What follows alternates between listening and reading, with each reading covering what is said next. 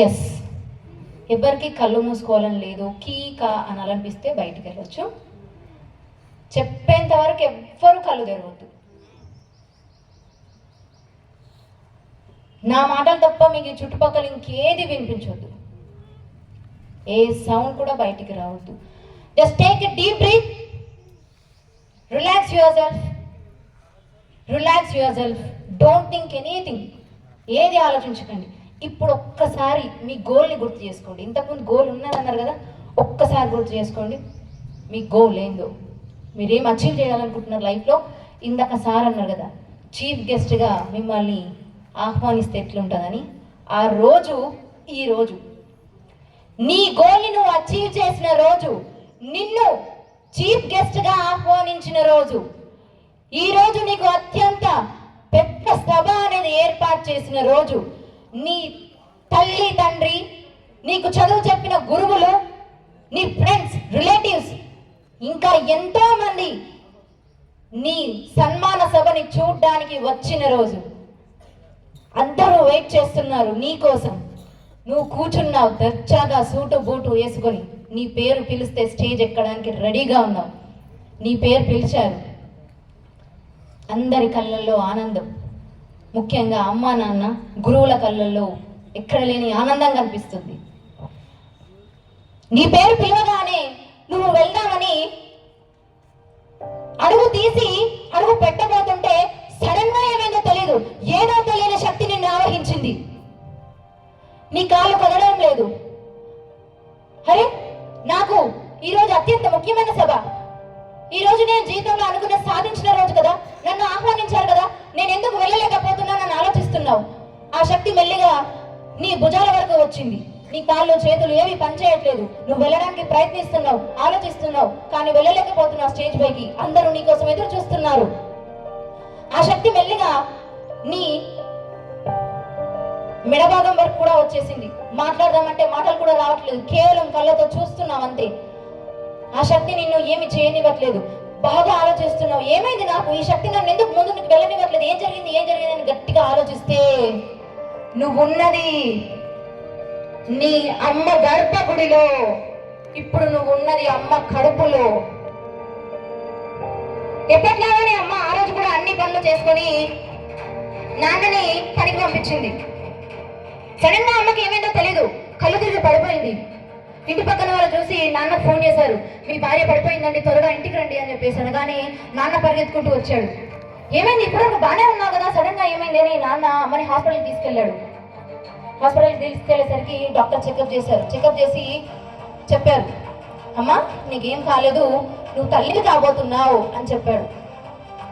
అప్పటి వరకు తలనొప్పిగా అనిపించింది, వామిటింగ్ వచ్చినట్టు అయింది, ఇంకేదో అమ్మకి అస్వస్థగా ఉంది, అన్నీ మర్చిపోయింది. తల్లిని కాబోతున్నాను అని పరిగెత్తుకుంటూ నాన్న దగ్గరికి వెళ్ళింది. మనం తల్లిదండ్రులను కాబోతున్నాం, నేను తల్లిని కాబోతున్నాను, నువ్వు తండ్రిని కాబోతున్నావు అని అమ్మ ఎంతో ఆత్రంగా చెప్పేసరికి ఆ తండ్రి ఆనందానికి అవధులు లేవు. ఆ రోజు మొదలైంది మళ్ళీ కొత్త రోజు అమ్మకి నాన్నకి. నువ్వు ఎప్పుడెప్పుడు బయటికి వస్తావు అని ప్రతిరోజు ప్రతి క్షణం అమ్మ నీ గురించి ఆలోచిస్తూ ఉంది. తనకేమి తినాలనిపించట్లేదు, ఏది తిన్నా వామిటింగ్స్ అవుతున్నాయి, విపరీతమైన తలనొప్పి, ఏ పని చెయ్యాలనిపించట్లేదు. అయినా అమ్మ తినడానికి ప్రయత్నిస్తూ ఉంది, అమ్మ పని చేయడానికి ప్రయత్నిస్తుంది, కేవలం నీ కోసం మాత్రమే. ఎందుకంటే ఈ భూమి మీదకి వచ్చిన తర్వాత నువ్వు యాక్టివ్గా ఉండాలి, అత్యంత గొప్ప స్థాయికి వెళ్ళాలి అని ప్రతిరోజు అమ్మ నీ గురించి ఆలోచిస్తూ తను ఏదో తినడానికి ప్రయత్నం చేస్తూ ఉంది. అలా అలా అమ్మకి 5వ నెల వచ్చింది. 5వ నెల వచ్చేసరికి ఇంకా విపరీతమైన వామిటింగ్స్, ఇంకా హెడేక్ పెరిగిపోయింది, ఇంకా ఏ పని చేయాలనిపించట్లేదు, చాలా వీక్గా అయిపోయింది అమ్మ. కానీ తినడానికి ప్రయత్నిస్తుంది. ఎవరి కోసం? కేవలం నీ కోసం మాత్రమే. అలా 9వ నెల వచ్చింది. 9వ నెల వచ్చేసరికి నువ్వు లోపల అమ్మని తంతూ ఉన్నావు, కానీ అమ్మ దాన్ని కూడా చక్కెర గింతలాగా ఫీల్ అవుతుంది. ఎందుకు అంటే నా బిడ్డ కడుపులో చాలా యాక్టివ్గా ఉన్నారు, ఈ భూమి మీదకి వస్తే ఇంకెంత యాక్టివ్గా ఉంటారు, ఇంకెన్ని గొప్ప గొప్ప కార్యాలు చేస్తారు అని చెప్పి అమ్మ దాన్ని కూడా చాలా ఆనందంగా స్వీకరించింది. ఎదురు చూస్తుంది. అమ్మకి పడుకోవడానికి కూడా రావట్లేదు. ఒక 2-3 కిలోల బరువున్న నువ్వు తన కడుపులో తంతూ ఉంటే తన కనీసం పడుకోవడానికి కూడా రావట్లేదు, ఏ పని చేయడానికి కూడా రావట్లేదు. అయినా కూడా ప్రతి క్షణం నీ గురించి ఆలోచిస్తుంది, నా బిడ్డ బయటికి వచ్చే రోజులు దగ్గరకు వచ్చాయని. హాస్పిటల్కి వెళ్ళింది 9వ నెలలో. డాక్టర్ చూసి ఒక చేదు నిజం చెప్పాడు. అమ్మా, నీ కడుపులో ఉన్న బిడ్డ అడ్డం తిరిగింది.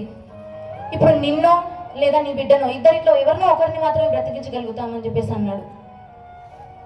అమ్మకి ఏం చేయాలో అర్థం కాలేదు. నాన్న ఏం మాట్లాడలేకపోతున్నాడు. అయ్యో, ఇన్ని రోజులు 9 నెలలుగా మేము నా బిడ్డ కోసం ఎదురు చూసామే, ఇప్పుడు తల్లి కావాలా పిల్ల కావాలని అడుగుతున్నారే అని. ఆ అమ్మ మాత్రం ఒక్క నిమిషం కూడా ఆలోచించలేదు. డాక్టర్, నా ప్రాణానికి ఏమైనా పర్లేదు, నా బిడ్డను బ్రతికించండి, నా ప్రాణం పోయినా సరే నా బిడ్డ ఈ భూమి మీదకి రావాలి అని అమ్మ అనేసరికి డాక్టర్ ఆశ్చర్యపోయాడు. అదేంటమ్మా, నువ్వు ఈ బిడ్డ కాకపోతే ఇంకో బిడ్డను కావచ్చు, నువ్వు పోతే ఎలా అమ్మా అంటే, లేదు డాక్టర్, నా జీవితంలో నేను అన్ని చూశాను, నేను అన్ని అనుభవించాను, కానీ నా బిడ్డ ఈ రోజు ఈ భూమి మీదకి వస్తే తను చూడాల్సింది చాలా ఉంది, చేయాల్సింది చాలా ఉంది. తన కోసం నేను గొప్ప జీవితాన్ని నేను రెడీ చేసి పెట్టాను. నేను లేకపోయినా పర్లేదు, నా బిడ్డ ఈ భూమి మీదకి రావాలి డాక్టర్, ఎలా అయినా నా బిడ్డను బ్రతికించండి అని చెప్పేసి అమ్మ వేడుకుంటుంది, ఏడుస్తుంది. తన వల్ల కావట్లేదు ఆ నొప్పులు భరించడం. సరే అని డాక్టర్స్ తీసుకెళ్లారు. నువ్వు బయటకు వచ్చే క్షణం అమ్మకి ఎలా ఉందో తెలుసా?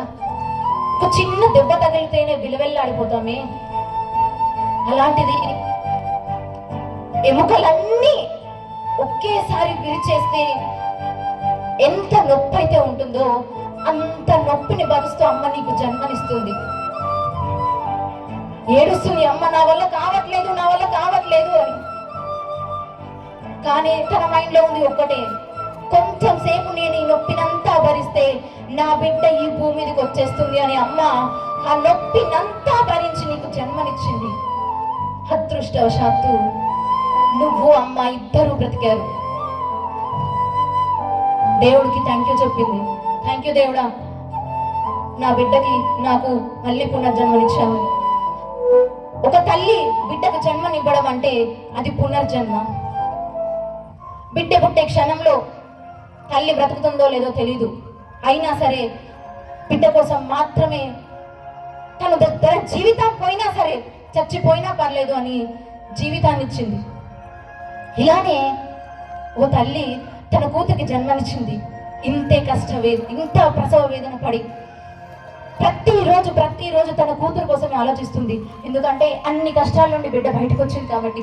ఇక నా బిడ్డకి నేను ఒక గొప్ప జీవితాన్ని ఇవ్వాలి, జీవితంలో తన గొప్ప స్థాయికి వెళ్ళాలి, నా జీవితంలో నేనేదైతే సాధించలేదో కానీ నా బిడ్డ సాధించాలి అని చెప్పి ఆ తల్లి ప్రతిరోజు ఆలోచిస్తుంది. ప్రతిరోజు తన ప్రాణాలని నీ మీదే పెట్టుకుంది, ఆలోచిస్తూ ఉంది తల్లి. అలా పెరుగుతూ పెద్దయిన కూతురు ఒక 10th క్లాస్ వచ్చేసరికి ఆ తల్లి మీద ఒక విపరీతమైన కోపం, ఒక విపరీతమైన ద్వేషం.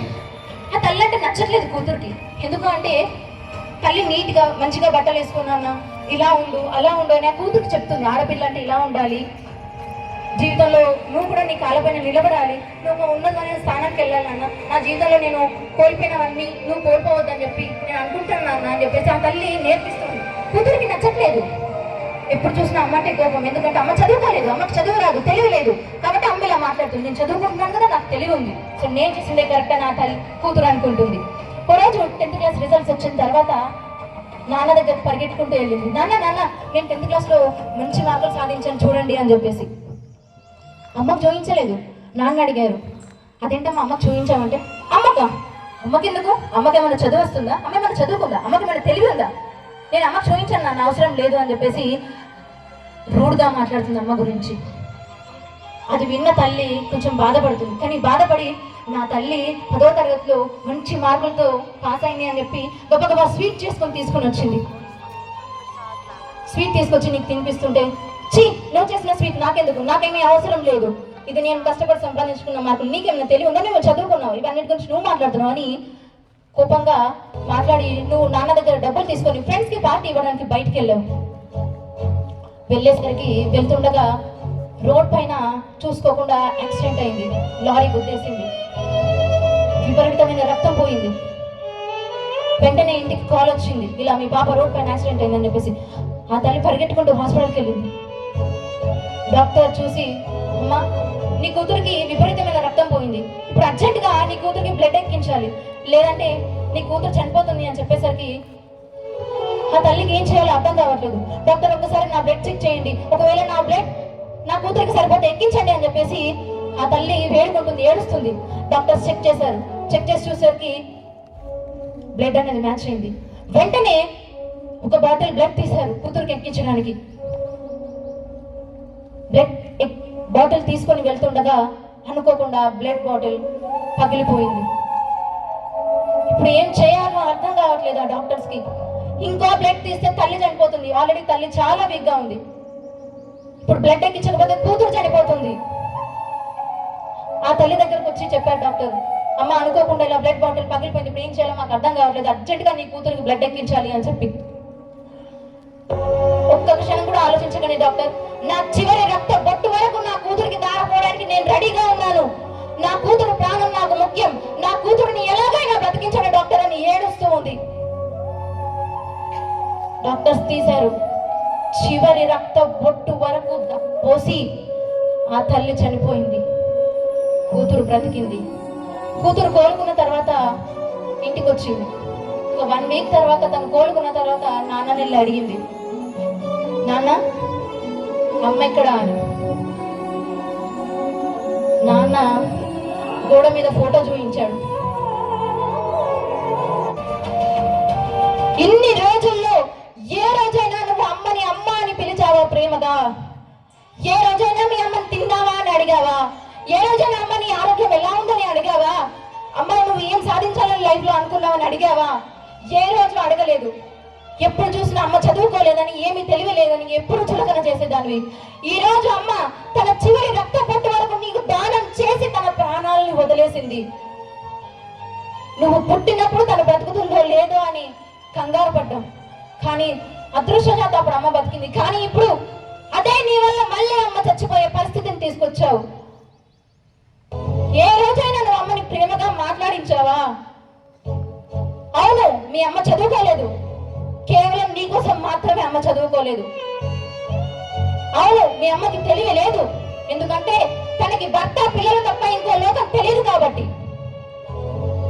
అవును, మీ అమ్మ బయటికి వెళ్ళలేదు, ఎందుకు అంటే తన పిల్లలు జీవితంలో ఒక గొప్ప స్థాయికి వెళ్ళి తనని గర్వంగా తలెత్తుకునేలా చేసి బాగా చూసుకుంటారనే నమ్మకంతో తన ఎక్కడికి వెళ్ళదు. కానీ ఈ రోజు నీకు ఆ తల్లి విలువ తెలియలేకుండా పోయింది.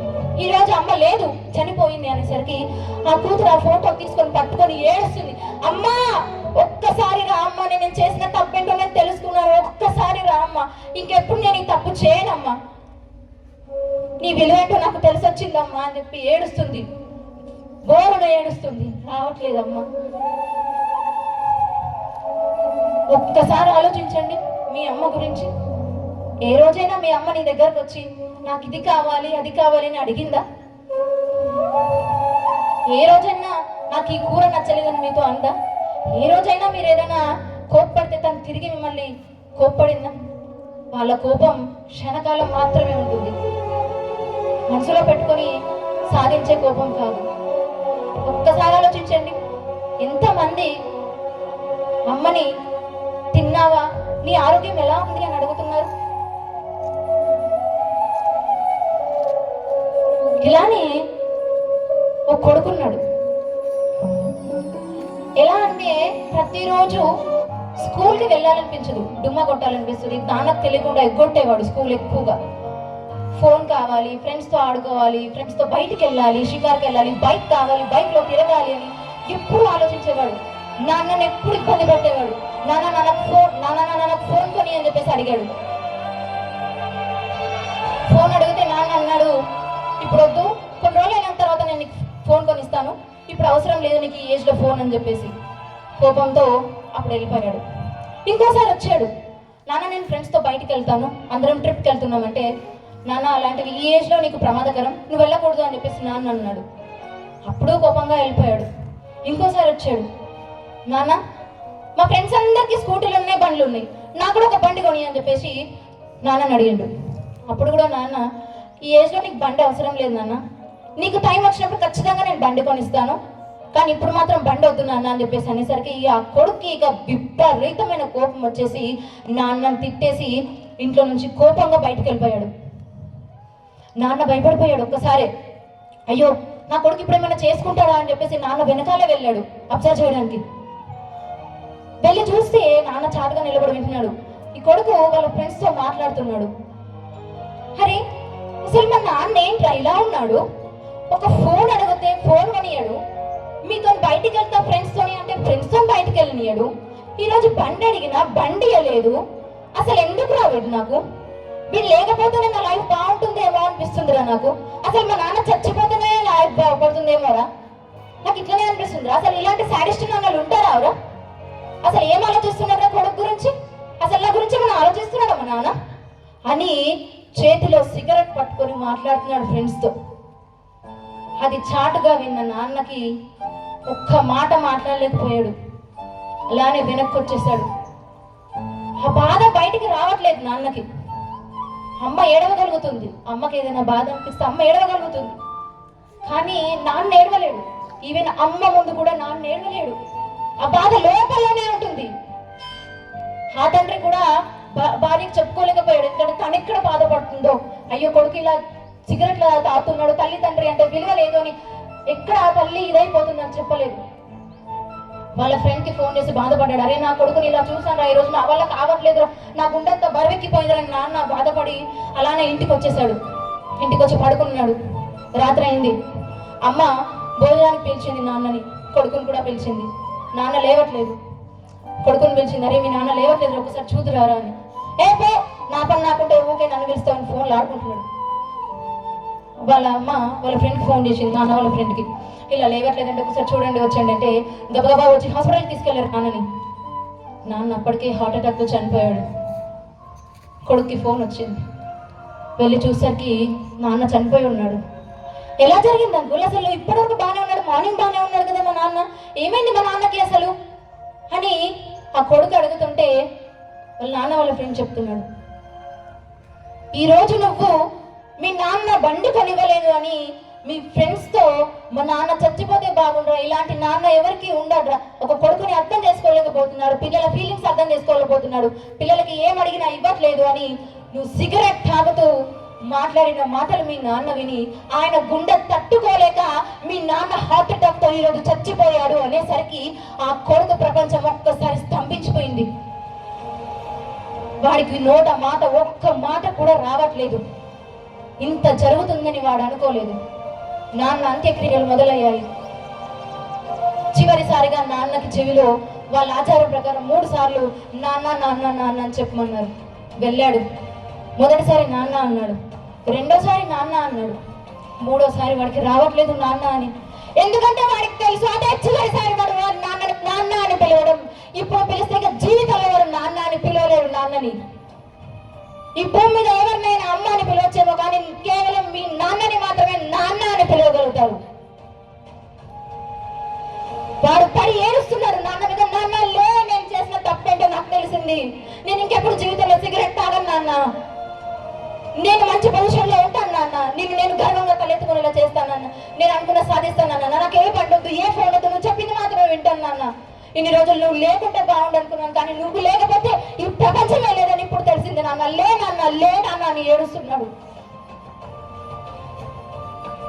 నాన్న లేవట్లేదు. అమ్మ 9 నెలలు కడుపులో పెట్టుకొని మోస్తే నాన్న 25 సంవత్సరాలు భుజాన పెట్టుకొని మోస్తాడు. అమ్మ కష్టం బయటికి కనిపిస్తుంది, కానీ నాన్న కష్టం ఎప్పుడు బయటికి కనిపించదు. నాన్న చెప్పుకోవాలని కూడా అనుకోడు. ఎందుకంటే తన భార్య ఎక్కడ బాధపడుతుందో, తన పిల్లలు ఎక్కడ ఇబ్బంది పడిపోతారో తన లోపలే పెట్టుకుంటాడు. ఒక్కసారి మీ అమ్మ నన్ను అడిగి చూడండి, నాన్న నువ్వు ఏమవ్వాలనుకున్నావు జీవితంలో, అసలు నువ్వు ఈ పని ఎందుకు చేస్తున్నావు నాన్న, ఎవరి కోసం చేస్తున్నావు నాన్న, పొద్దున పోతావు సాయంత్రం వస్తావు, అసలు ఎవరి కోసం చేస్తున్నావు నాన్న అని ఒక్కసారి అని అడిగినరా? ఒక్కసారి అడిగి చూడండి, ఒక్కటే సమాధానం వస్తుంది, కేవలం నా కుటుంబం కోసం మాత్రమే అని. ఈ రోజు నువ్వు ఆడుతున్న పబ్జి, ఫ్రీ ఫైర్ నీకు జీవితంలో ఎప్పుడూ అన్నం పెట్టవు, నీకన్న తల్లిదండ్రులు తప్ప. మరి నువ్వు ఈ రోజు ఏ లక్ష్యం లేకుండా, ఏ గోల్ లేకుండా, కనీసం అమ్మ నాన్న అంటే విలువ లేకుండా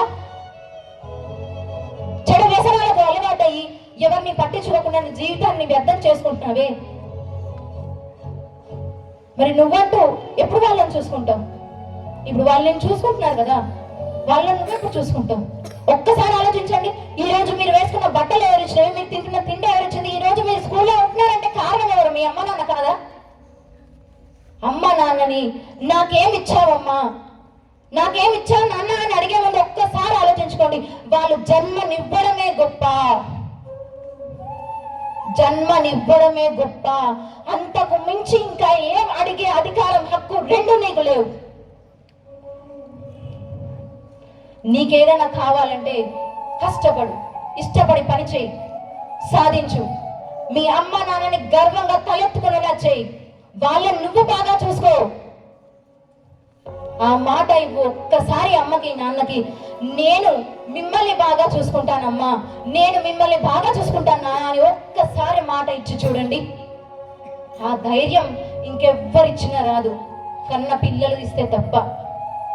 వాళ్ళకి ఇంకే ప్రపంచం ఉందండి? Just open your eyes.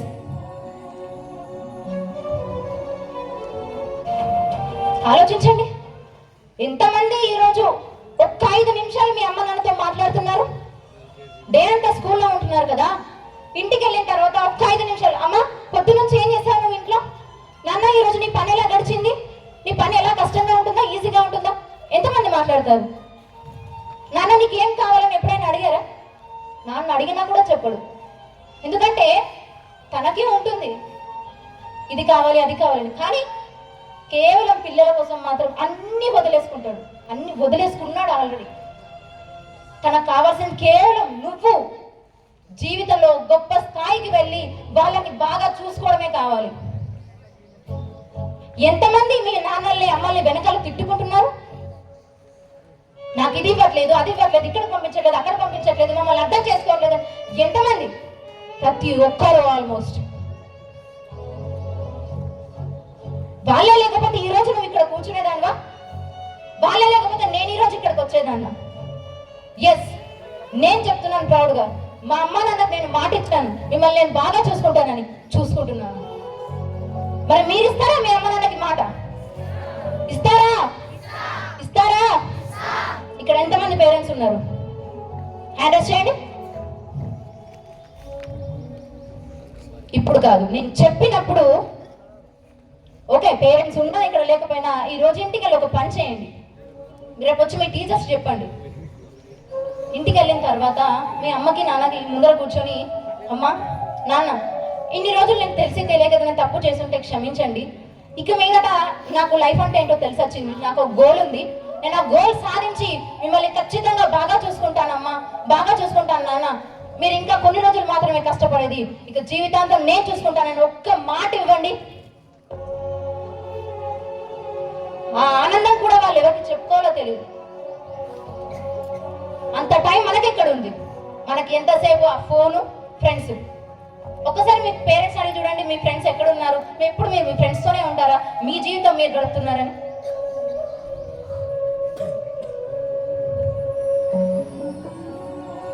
ఆలోచించండి. అడిగే ముందు, వాళ్ళని క్వశ్చన్ చేసే ముందు నిన్ను నువ్వు క్వశ్చన్ చేసుకో.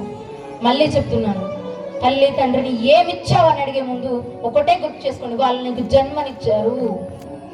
అంతకు మించి అడిగే